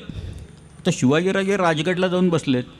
बरं, शाहिस्ते खानाला एक गोष्ट माहिती होती, ह्या माणसाच्या फार जवळ जर का गेलं तर तो आतडी बाहेर काढतोच तिथनं. त्यामुळं फार जवळ जाता कामा नये. त्यामुळे आपण पुण्यात थांबू, बघूया काय होतं. नामदार खान आला त्याच्याकडे, म्हणजे त्याचा भाचा आला धाकटा. आणि तो शायस्ता खानाला म्हणाला की मामूजान, अरे आपण 3 वर्ष इथं बसलो आहे, एक किल्ला फक्त चाकणचा घेतला, तुम्ही मला परवानगी द्या, मी जातो आणि शिवाजीला पकडून घेऊन येतो. आता शाहिस्ता खान काय म्हणतो आहे बघा. मुघली मनोवृत्ती कशी होती ते सांगणारं त्याचं द्योतक हे आहे. शायस्ता म्हणाला, तू तुझ्या जवानीच्या जोशात असं बोलतो आहेस म्हणाला सगळे. अरे आपण जर का शिवाजीला पकडलं तर औरंगजेबाला दक्षिणेत कोणी मोठा शत्रू राहणार नाही. आणि एवढी मोठी कामगिरी केली म्हणून तो आपल्याला काबूल आणि कंदाहारला पाठवेल. त्याच्यापेक्षा पुणं काय वाईट आहे, इथली हवापाणी छान आहे म्हणाला इथलं सगळंच. मी सांगत नाही, तिथं लिहिलं आहे त्या कागदात. तो म्हणाला तू जाऊ नको, काबूल कंदारला डिफ्यूट करेल आपल्याला, फार पंचायत आहे, भिकार मुलूक आहे तो सगळा तिथला. त्यामुळं नामदार खानाने काही केलं नाही. आणि हे सगळं शिवाजी महाराजांना त्यांच्या हेरांनी येऊन सांगितलं. महाराज, शायस्ता खान म्हणतो आता हलणार नाही, मी आता इथंच राहणार. महाराज म्हणाले, आता आपल्याला जायला पाहिजे. आता तो जर का येत नाही म्हणतो आहे तर आता आपल्याला जायला पाहिजे, त्याला तर उखडून काढला पाहिजे इथनं. माझा मुलूक बर्बाद करतो आहे 3-3 वर्ष. रयत सगळी डोंगरात जाऊन राहिली, गाई गुरं पळवलेली जात आहेत, मुली पळवल्या जात आहेत सगळ्या. जाळपोळीला ऊत आलेला आहे, यांची गाणी बजावणी चाललेली आहेत. कव्वालीचे सूर सगळे ते आमच्या लाल महालातनं सगळे यायला लागलेले आहेत. आता तिथं जाऊनच ह्याला वचपा काढला पाहिजे, ह्याला तिथंच ठोकला पाहिजे नाही. पण लाल महाल काय होता सगळ्यांना माहिती होतं. तिथले वाडे पुणं सगळं अगदी तळहाता फोडासारखं सगळ्यांना माहीत होतं सगळ्या. पण खानाकडं किती लोक आहेत, आपण किती लोक न्यायचे, कसे न्यायचे, काय न्यायचे, ह्याच्यासाठी तयारी लागते ना, ह्याच्यासाठी प्लॅनिंग लागतं ना. अहो, एक माणूस जरी म्हणाला असता त्यातला चुकून, कुणाला तरी भलत्याला भावाला म्हणाला असता, मेवण्याला म्हणाला असता की आम्ही पुण्याला चाललो आहे बरं का, जाणार आम्ही शाहिस्ते खानाच्या इथं, असं जरी चुकून म्हणाला असतं, ते कळलं असतं शाहिस्ते खानाला, म्हणजे काय झालं असतं सगळं. कुणी म्हणाल्याचं दिसत नाही. आणि आता शिवाजीराजांनी काय केलं, मला आठवतं आहे, मग आमच्याकडं एक नवीन कोणी CEO एका कंपनीत आला ना की मग तो स्वतःचे काहीतरी नियम काढतो. पहिली गोष्ट म्हणजे आधीचा जो असेल, त्याचा जो प्रेडिसेसर असेल, त्यांनी कशी कंपनी गाळात घातली इथपासून त्यांनी सूर काढायला सुरुवात करतो. आणि मी कसा श्रेष्ठ आहे, मी कसा अमुक आहे, माझे कॉन्सेप्ट्स कसे आहेत वगैरे सांगायला सुरुवात करायची. त्याच्यात आमच्याकडे एक वीर आले असेच पूर्वी. आम्ही होतो तिथं, मी त्यावेळेला एक्झिक्युटिव्ह होतो. जस्ट इन टाईम नावाचा एक त्यावेळेला, मी आता सांगतो ही गोष्ट 30 वर्षापूर्वी, जस्ट इन टाईम. म्हटलं म्हणजे काय, तर म्हणाले आता आपण इंजिन्स जे आहेत 20 इंजिनं आपल्याला करायचे आहेत, आपण इन्व्हेंटरी ठेवायची नाही. म्हणाले काय नाही, we will work without inventories and we will gear up our ancillary industry in such a way that the entire material will come over here on the same day of the assembly. म्हणजे shop सगळा, बाकीचे बाहेरचे सगळे supplier यांनी 20 इंजिनला लागणारं material त्या दिवशी आणून द्यायचं. म्हणजे सगळं ते इंजिन बांधून देऊन संपवून टाकायचं, इन्व्हेंटरीच नाही. कॉन्सेप्ट चांगला आहे कागदावर, हा सगळ्यात प्रत्यक्षात आपल्याकडे घडत नाही. पण आपल्याकडे एखादा लेत असेल, अरे काय झालं रे, माणूस का नाही आला, नाही आई वारली, गेला तिकडं. लोकांनी किती वेळा आईला मारलं आहे त्याच्यातनं, असे आई गेली, हा गेला, मेवणी गेली, लग्न आहे, कुंजा आहे, असं करत थोडक्यात म्हणजे मटेरियल कधी वेळत नाही. एक कॉम्पोनंट 3000 कॉम्पोनंट्समधला एक कॉम्पोनंट जर का नसेल तर ॲसेंब्ली होऊ शकत नाही. मग जस्ट इन टाईम कॉन्सेप्ट कसा काय चालणार इथं आमच्याकडं. जपानमध्ये चालेल तो, कारण ते लोक डिसिप्लिन्ड आहेत. कोबेला भूकंप झाला त्यावेळेला ते म्हणाले आम्हाला बाकीची बाहेरची कोणाचीही मदत नको, आम्ही आमचं सगळं परत उभं करू सर. तर फुकुशिमा झालं एवढं आहे की जपानने कुणाकुणाकडनं मदत घेतली बघा तुम्ही. आकडे इतके डिसिप्लिन लोक आहेत, ते म्हणाले आम्ही जास्ती काम करू. सगळेच लोक जास्ती काम करायला तयार, पण म्हणाले आम्ही बाहेरची मदत घेणार नाही. इथं आपल्याकडं तसं नाही. त्यामुळे आपल्याकडं कॉन्सेप्ट चांगले असले तरी चालत नाही. इथं शिवाजीराजांनी आयत्या वेळेला लोक एकत्र आणले बघा. असं हे काही लेंडार काय, त्यांच्याबरोबर 200-400 लोक असतील, 1000 असतील काय, 200 असतील, 500 असतील. ते पुण्यात एका वेळेला सगळे लोक आले म्हणजे कळलं असतं ना काय झालं आणि काय नाही, ते कशाला आलेत लोक ते. पण कुणीतरी कुणाचं तरी लग्न काढलं बरं का. आपल्याच लोकांनी सांगितलं, कुणाला तरी गाळात घातला, तुझं लग्न आहे आता, तू लग्न करून घ्यायचं या मुलीशी, चल पुण्यातच लावायचं लग्न, आम्ही सगळे वराडी तुमचे तिथं येणार, आम्ही सगळे लग्न आम्ही लावून देणार, रात्री पसार होणार तिथनं. एकदा गोरज मुहूर्त झाला, लग्न झालं की आम्ही पसार होणार. दिवस रमजानचे आहेत. रमजान म्हणजे दिवसभर उपास करायचे आणि रात्री सूर्यास्त झालं की खायचं आणि मग झोपायचं. बघा लोक कसे निवडतात, काय काय निवडतात, लोकांचं काय चालतं आहे सगळं माहीत होतं इथं लोक.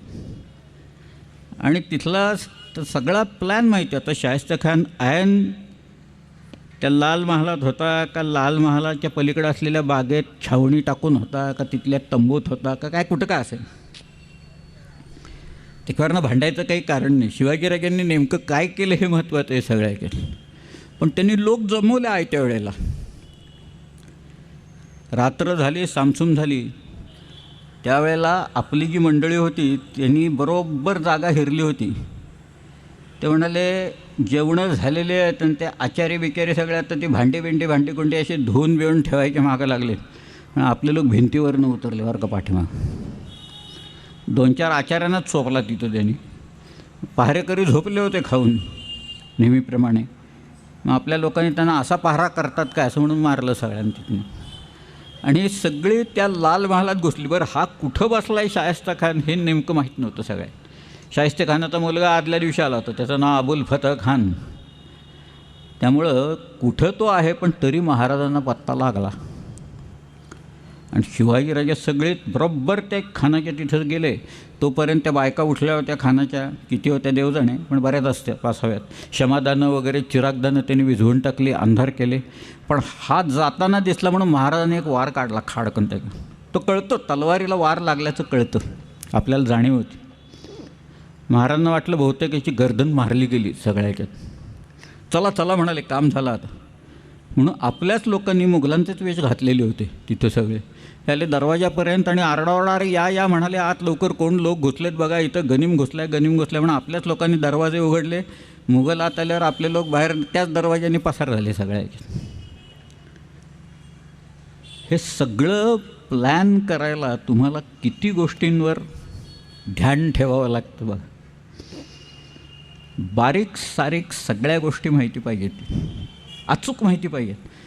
नदी ओलांडून मग बाजी सर्गेराव घोडे घेऊन उभा होता. आमचा सध्याचा भांबावडा म्हणजे भांबोर्डा आहे, तिथे रोकडोबाचं देऊळ आहे, मारुतीचं देऊळ आहे, तिथं उभा होतात. आणि मग तिथनं शिवाजीराजे जरेसाकडे गेले, जरशेश्वरला गेले, मग सीमागडला गेले पडते. पण ह्याचा दणका त्या शायस्ता खानाला एवढा बसला, अरे तो म्हणाला 60-70 हजार फौज इथं आहे सगळ्या ह्याच्यातनं, हा माणूस कुठनं भूतासारखा येतो, कुठनं आमच्यावर हल्ला चढवतो, माझ्यापर्यंत पोचतो, माझी बोटं सगळी तोडतो, उद्या गर्दन मारेल हा तिकडं. 3 वर्ष पुण्यात राहिलेला शायस्ता खान 6 एप्रिलला त्याच्यावर हल्ला झाला, 63 झाली. पुढं 3 दिवसात 3 बोटं गमावून निघून गेली. 3च दिवसात पळाला बरं का हा इथनं. नकोच म्हणाला, पुण्यात राहायला नको, भयंकर शहर आहे म्हणाला हे इथं सगळ्या ह्याच्यातलं. आधी म्हणत होतं चांगलं आहे सगळ्या ह्याच्यात, उत्तम हवा पाणी, तर म्हणाला हे भयंकर लोकांचं शहर आहे. मग तो औरंगाबादला गेला, मग त्याचं डेप्युटेशन बंगालला केलं. बादशाची ज्याच्यावर खप्पामर्जी होत असे त्याला बंगालमध्ये पाठवत असत. सगळ्या दलदलीचा प्रदेश सगळा जो आसाम बिसाम वगैरेमध्ये तिकडं तिकडं त्यांनी चांगलं काम केलं शायस्ता खानाने. तिथं पोर्तुगीज लोक एका बेटावर किल्ला बांधत होते, तर त्यांना हुसकून लावून त्यांनी किल्ला ताब्यात घेतला आहे तिकडं शायस्ता खानाने. आग्र्याला वारला तो नंतर. एक मिर्झा मुहम्मद म्हणून, कुणाला काय काय छंद असतात बघा, फार गमतीदार छंद आहे या माणसाचा. हा मिर्झा मुहम्मद म्हणून मी याचं नाव सांगतो आहे, त्याच्यामुळे आम्हाला बऱ्याच गोष्टी कळल्या. हे कुणाला नाणी जमवायचा असतो, कुणाला नोटा जमवायचा असतो. काही काहींचे छंद फार भारी असतात, विपरीत असतात, ते सगळेच काही सांगत नाही मी. परंतु हा जो माणूस होता मिर्झा मुहम्मद, त्याला कुणी माणूस मेला ना की त्याची तिथी टिपून ठेवायचा त्याला छंद होता बरं. मी म्हटलं काय छंद या माणसाचा. म्हटलं हा सकाळी उठला की दात घासताना लोकांना विचारत असेल काल कोण कोण मेलं, कुठं कुठं. जेवढी संख्या जास्ती तेवढा ह्याला आनंद जास्ती. ह्याच्या नोंदी वाढल्या ना, 1500 नोंदी आहेत त्याच्या त्याला तारीखी मुहम्मदी म्हणतात त्याला. त्या तारीखी मुहम्मदीमध्ये 1500 नोंदी आहेत. बाजीराव गेल्याचं आहे, राजाराम महाराज वारल्याचं आहे. काही लोकांना विशेषणं लावली आहेत त्यांनी. राजाराम महाराजांना त्यांनी कर्वफर नमुदा असं म्हटलं आहे. कर्वफर म्हणजे दरारा आणि ज्याचं सगळा असा माणूस तो वारला. बाजीरावाच्याबद्दल तर त्यांनी साहिबी फुतुहात उज्जाम असं लिहिलं आहे. प्रचंड विजय मिळवणारा बाजीराव गेला म्हणत ते. म्हटलं चांगला छंद या माणसाचा. ह्याच्यामुळे आम्हाला 4 गोष्टी तरी कळल्या आहेत. त्याच्यात आग्र्याला हा वारला, आग्र्याला गेला. मुस्तकीरुल खिलाफत अकबराबाद असं म्हटलं आहे त्यांनी, म्हणजे ते आग्रा थोडक्यात नाही. त्याच्यावरनं शायस्ता खानाचं काय झालं आहे कळलं. पण काय झाले असेल तुम्ही कल्पना करा की रात्री हा उगवतो कुठनं एकदम, हा बाबा इथपर्यंत पोचतो, माझे हात तोडतो, तिथनं बोटं मारतो. 3 दिवसात पळाला पुणे सोडून त्याच्यात. आणि 3 दिवस त्यांनी बर्बाद केलेला मुलूक आता करायचा. आता आपल्याला लवकरात लवकर भरपाई कशी करायची मुघल मुलखातनं, तर सुरतेसारखं दुसरं काही नव्हतंच हो तिथं.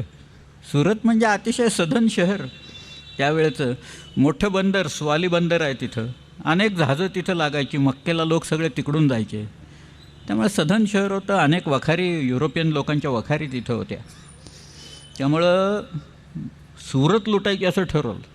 कारण एक दिवस बहिर्जी आला महाराजांच्याकडून, म्हणाला महाराज सुरत मारेली आणि अगणित द्रव्य सापडेल, अगणित मिळेल म्हणाला.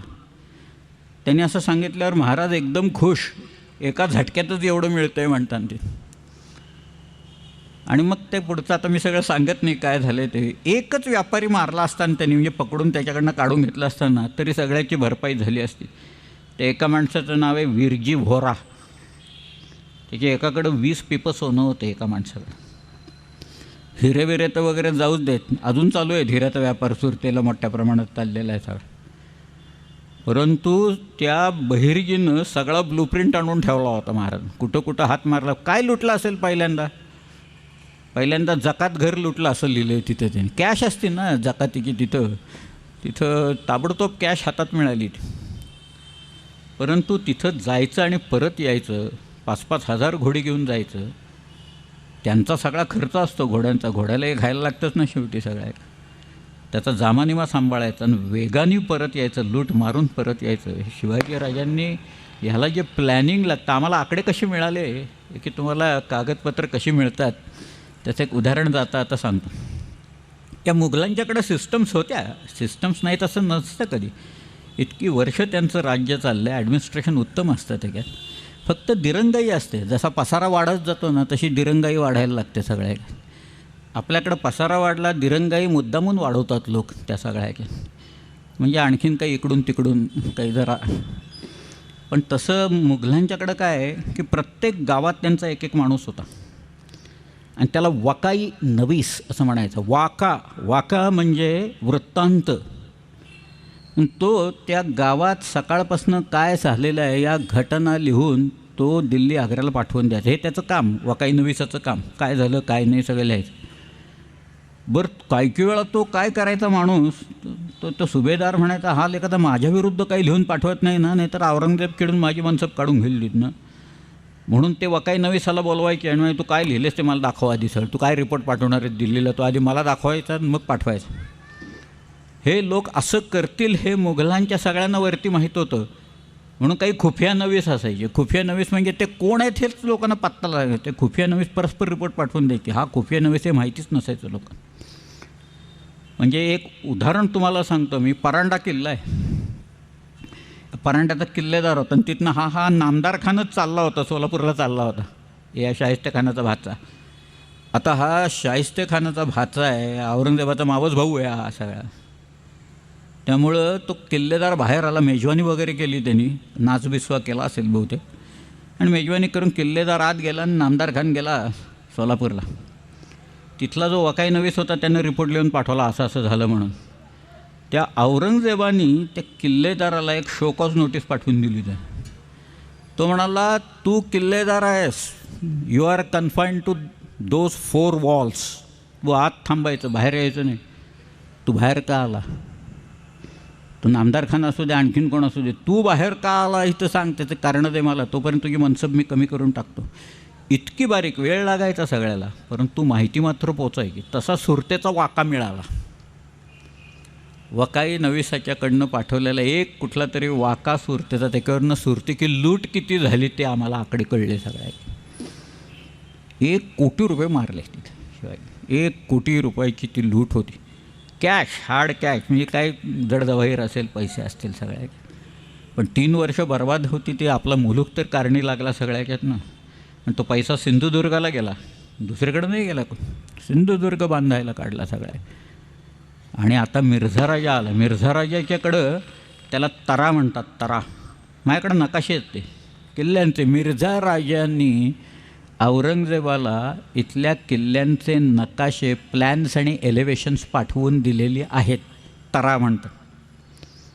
23 किल्ले आणि 12 किल्ले सगळ्याचे आहेत, नावासकट आहेत. त्यावेळेला काढलेले 1665मध्ये काढलेले सगळे आहेत ते.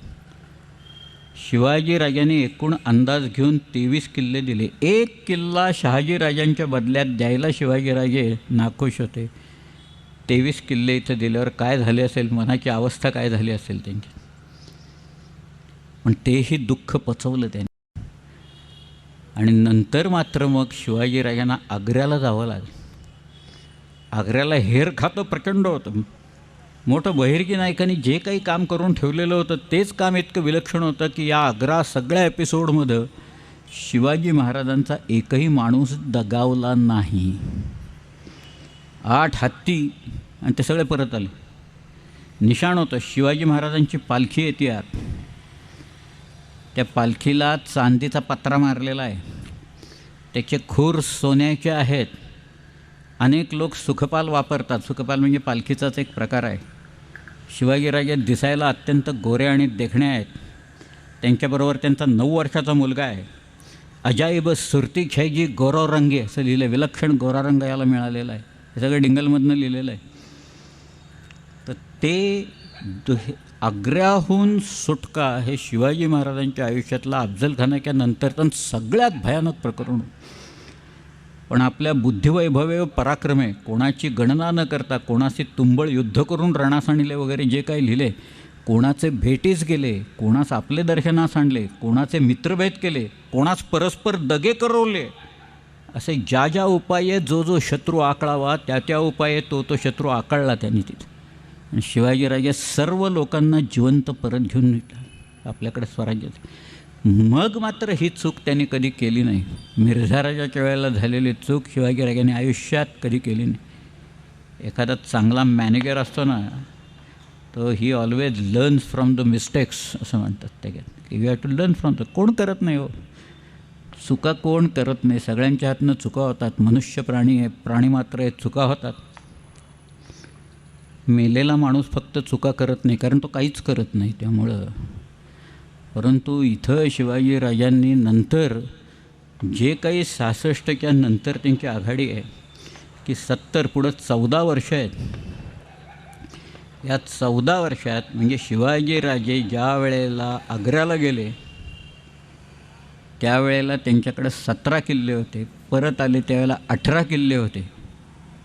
आणि 70 साली तानाजीला पाठवून कोंढाणा ताब्यात आणल्याच्या नंतर शिवाजी महाराजांनी जी आघाडी मुघलांच्या विरुद्ध उघडली त्याच्यात पुढच्या 8 वर्षात शिवाजी महाराजांच्याकडे जिंजीपर्यंत सगळे धरून 260 किल्ले होते.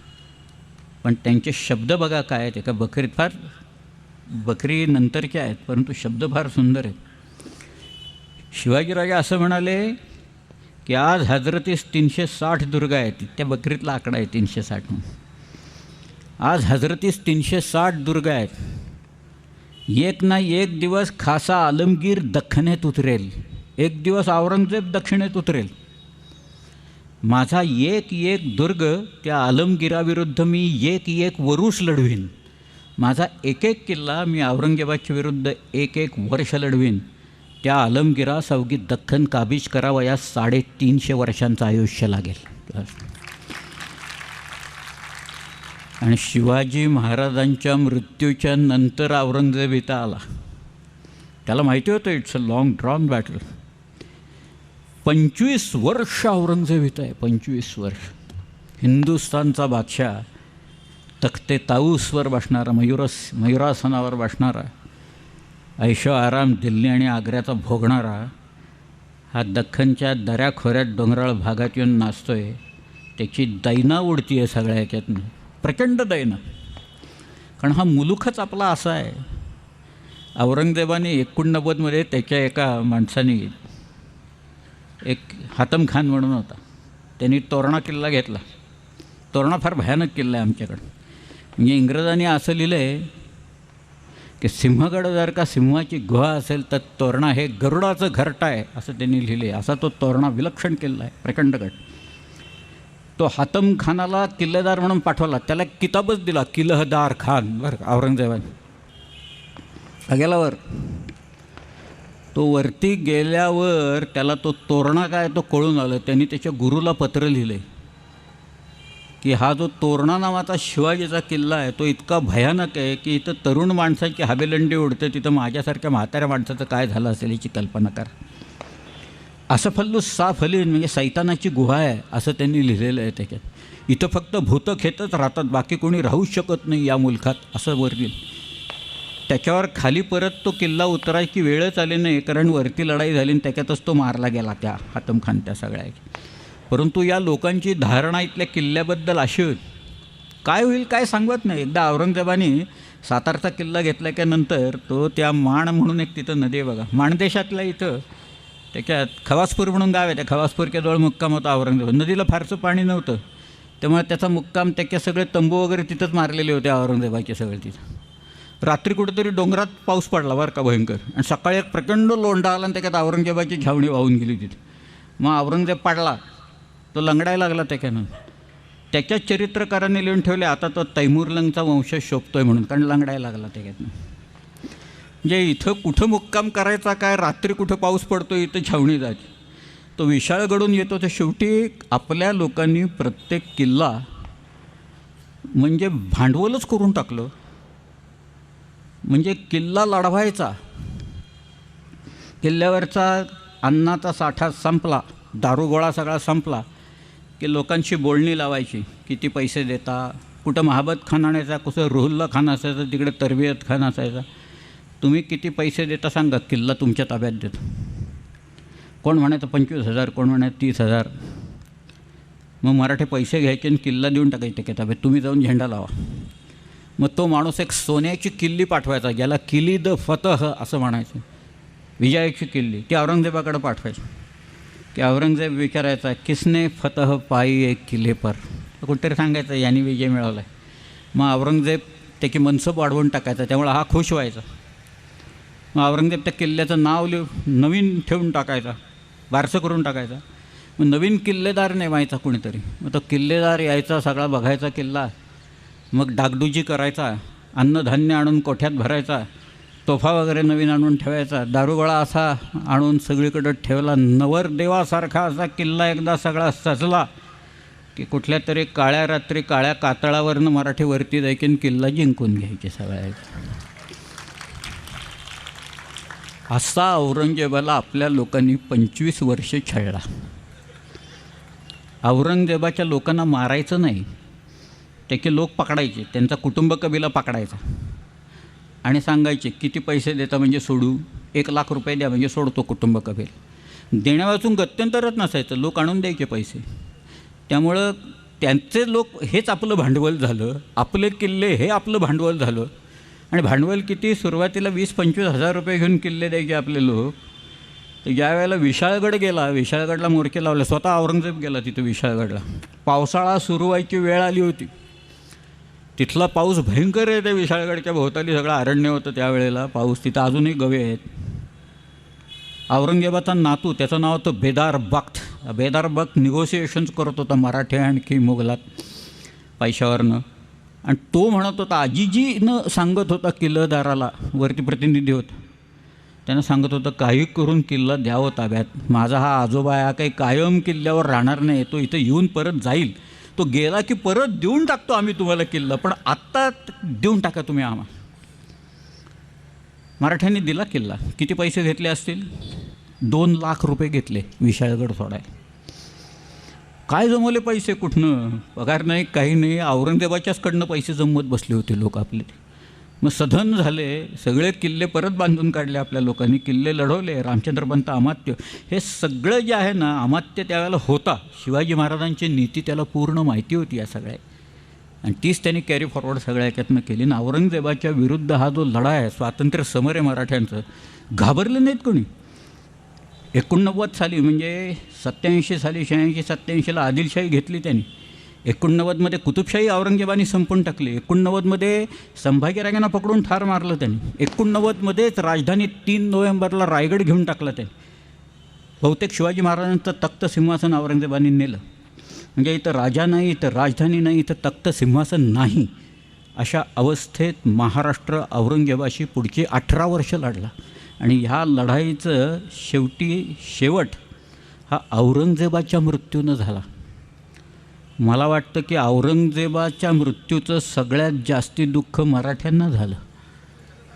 त्याच्या मुलांना काही व्हायचं कारणच नव्हतं, कारण लगेच मारामारी करायची दिल्लीला जाऊन ताब्यात घ्यायला, कारण इथनं सगळे लगेच गेले. औरंगजेब मेल्याक्षणी सगळे लोक निघून गेले आणि आमचा धंदाच बसला इथला सगळ्याचा लोक. परंतु ते जे काय शिकवण होती सगळी, पैसे गोळा कसे करायचे, काय करायचं, स्ट्रॅटेजीज कशा आहेत, प्लॅनिंग कसं असतं, लोक कसे तयार करायचे, लोकांच्याकडनं कामं कशी करून घ्यायची, किल्ले कसे बांधायचे, काही किल्ले कसे पाडायचे, लोक कसे फोडायचे, औरंगजेबाच्याकडचे लोक कसे फोडायचे, हे सगळं जे आहे ना, हे सगळं त्या आज्ञापत्रात शिवाजी महाराजांच्या नावाने हुकमतपणाने लिहिलेलं आहे. सगळं ही नीती आहे. युद्ध जे माणूस जिंकतो ना, ते मी शेवटी एक बॅटल ऑफ विट्स चालतं. औरंगजेब आणि शिवाजीराजांचं आग्र्याला झालं ते काही तलवारी घेऊन कोण लढलं, कोण नाही लढलं, पण it was a battle of wits. या दोघांच्या केवळ कल्पना म्हणजे शिवाजीराजे अर्ध काय करतात, औरंगजेब त्याला उत्तर काय देतो, फार वाचण्यासारखं आहे सगळं ते काय. परंतु नंतर जो काही झंझावात आहे, 10 वर्षाचा झंझावात, की शिवाजीराजांनी नंतर दक्षिण दिग्विजय केला. कुठपर्यंत गेले, शिवाजीराजे तंजावरपर्यंत गेले. कावेरी नदीच्या काठी कोलेरून, म्हणजे एक नदी येऊन मिळते, एक सबसिडी त्याची एक आहे कोलेरून म्हणून, त्या कोलेरूनच्या काठावर तिथपर्यंत गेले महाराज. आणि जिंजीचा किल्ला घेतला, जिंजी घेऊन टाकला त्यांनी सगळ्या. किती वर्ष बाहेर असेल हा माणूस? 2.25 वर्ष शिवाजीराजे बाहेर आहेत स्वराज्यापासून. आपण घरी जर का नसलो, आज आम्ही आपले पुणं सोडून इथं येऊन आठवडाभर येऊन बसलो आहे आणि आम्हाला आपली चिंता आहे सगळी, ते पुण्यात काय झालं असेल, आमच्या घराचं काय झालं असेल, तिकडे आणखीन कोण वगैरे. हा माणूस 2.25 वर्ष बाहेर आहे सगळ्यात. स्वराज्याच्या सीमा विस्तारत चाललेल्या आहेत, माणसं गोळा करत चाललेलं आहे, ग्रंथनिर्मिती होती आहे. आज्ञापत्र नाही, पण त्यांनी कर्णकौस्तुभ नावाचा ग्रंथ कृष्ण ज्योतिषाकडनं लिहून घेतला तेवढा आहे. अनेक ग्रंथांची निर्मिती शिवाजीराजांनी केली, संस्कृतमधल्या अनेक ग्रंथांची निर्मिती. एक रेनेसान्स युरोपमध्ये झाला 15व्या आणि 16व्या शतकात. रेनेसान्स, त्या रेनेसान्स, मराठी रेनेसान्स जो झाला ना, त्याचा पाया शिवाजी महाराजांनी घातला आणि पुढची 100 वर्ष मराठी रेनेसान्स चाललेला होता. आणि त्याच्यात तुम्हाला आश्चर्य वाटेल की दिल्लीत बादशाह कुणाला करायचं, वजीर कुणाला करायचं, मीर बक्षी कुणाला करायचं, दिल्लीचा कारभारी कुणाला करायचं, बादशाहच्या बायकांना तनखा किती द्यायचा, हे सगळं आपण ठरवायचं. आश्चर्य वाटेल, बादशाहाचं प्रेत पडलेलं आहे यमुनेच्या वाळवंटात.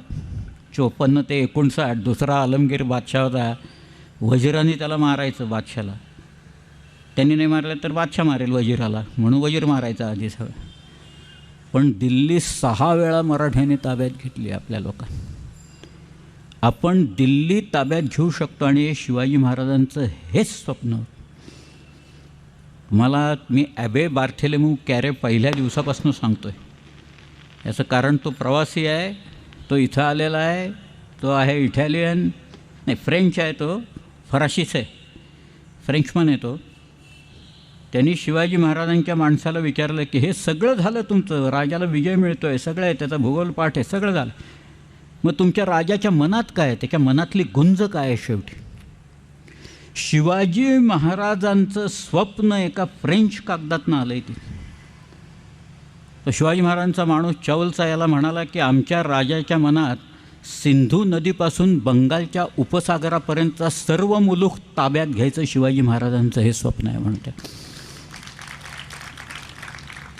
तात्याराव सावरकरांनी ज्या काही सीमा सांगितल्या, आ सिंधूपर्यंत्या यस्य भारत भूमिका पितृभू पुण्यभूश्चैव सवय हिंदू रीतिस्मृता म्हटले त्यांनी, की या सिंधू सागरापासून ते सिंधू नदीपर्यंत या सगळ्या मुलखाला जो आपलं वतन पितृभूमी मानतो, पुण्यभू मानतो, पितृभू आणि पुण्यभू मानतो, तो हिंदू, असं तात्या.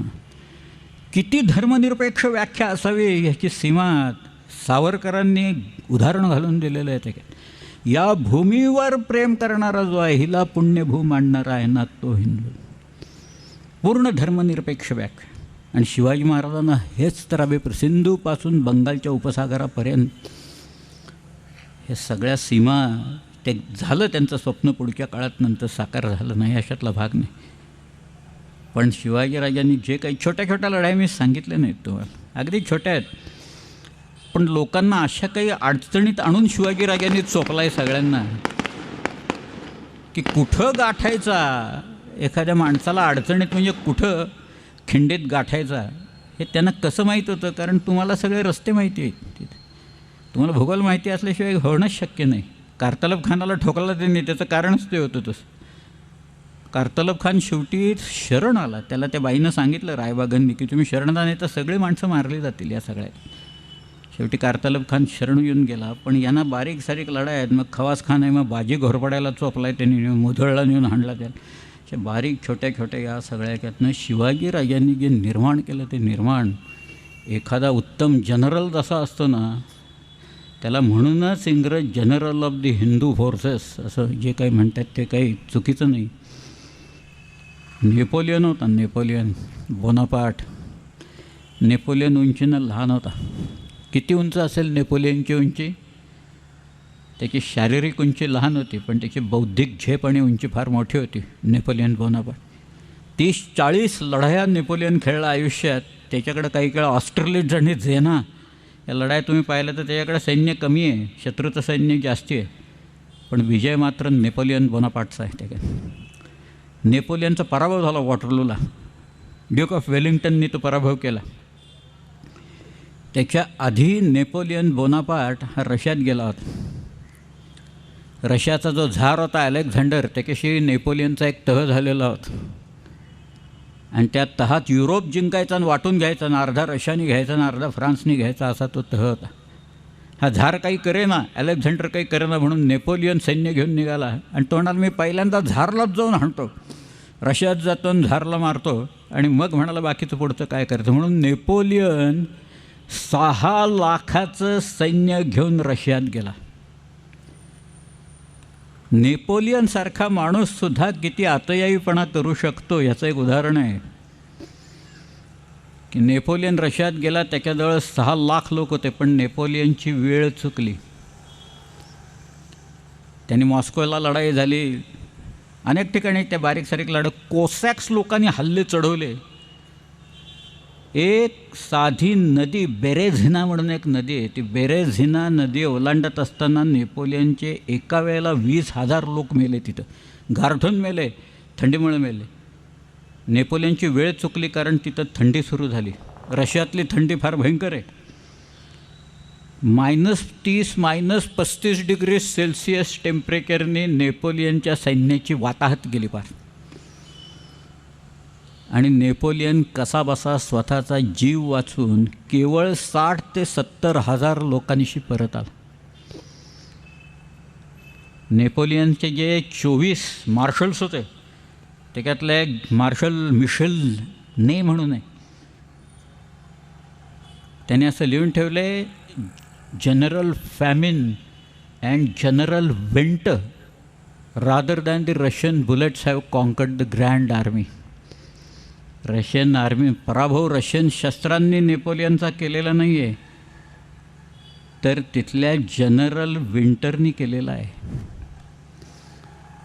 मग इथं आमच्यावर जे हल्ले झाले, बहमनी आले, अनेक आले, खलजी आले, तुघलक आले, मुघल इथून बादशाह इथं बसतोय 25-25 वर्ष. त्याला काही मराठ्यांचं आणि शिवाजी महाराजांचं एक छोटंसं स्वराज्य जिंकता आलं नाही. त्याचं कारण आमच्याकडे एक जनरल आहे आणि त्याचं नाव आहे जनरल सह्याद्री. ह्या सह्याद्रीनं इथलं स्वातंत्र्य अबाधित ठेवलेलं आहे. स्वातंत्र्याचे मंत्र हे जसे त्यांनी लोकांच्या कानात फुंकलेले आहेत, तसं ते स्वातंत्र्य टिकवण्यासाठी यांनी मदत केलेली आहे. त्या सगळ्या औरंगजेबाची अवस्था फार बिकट झालेली होती. ती कशी झाली होती फक्त सांगतो आणि मग मी थांबतो. हा 6 दिवस झाले तिथं आपल्या व्याख्यानात. तुम्ही मोठ्या संख्येने इथं येत आहेत. अनेक मला नवीन मित्र मिळाले. सदानंदजी थरवळ, आमचे आज नितीनराव कुठे आहेत, मटंगे, ते त्यांचे सहकारी सगळे, तुम्ही सर्वजण. एक माझ्यासाठी नाही, पण शिवाजी महाराज आपल्याकडे काय झाले आणि तो माणूस कसा होता, एक कॅरिश्मॅटिक त्यांची पर्सनॅलिटी कशी होती, हे ऐकण्यासाठी तुम्ही इथे येतं. एकच दिवस राहिला आहे उद्याचा. पण फार सुंदर वाक्यात बखरीतच आलेली आहेत. औरंगजेबाची अवस्था त्याच्यात वर्णिलेली आहे सगळ्याच्यात. तो म्हणतोय, सरितपतीचे जलमोजवेना, माध्यान्नीचा भास्कर पाहवेना, मुठीत वैश्वा नर साहवेना, तैसा शिवाजी नृप जिंकवेना, असं त्यांनी म्हटलेलं आहे. धन्यवाद.